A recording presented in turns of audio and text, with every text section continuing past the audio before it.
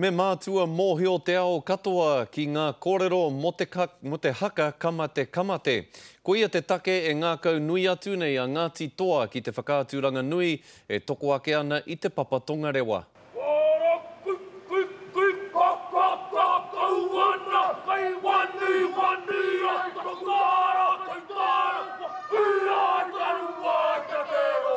Kia mōhio mai tātou, ko kamate, tētahi wāhanga o tētahi haka nui, tētahi haka roa. Kei te mahi tahi a Ngāti Toa me te papa, kei te whakaatu i te haka titiri.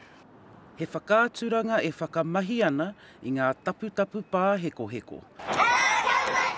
Hei whakaako i te haka tika ki te marea. Koinei te take matua, he whakakore atu i te hiahia o te kuare ki te whakamahi he ia. Ka āhua takahi mana rātau i te haka i te mea kāre rātau i tino mohi o te tikanga, te take o te haka nei, te nako o te haka nei. Nō reira kāre he wā pai ake i te ipu o te ao hei whakatairanga i te haka. Kua hou ke e tōna rongo ki te ao.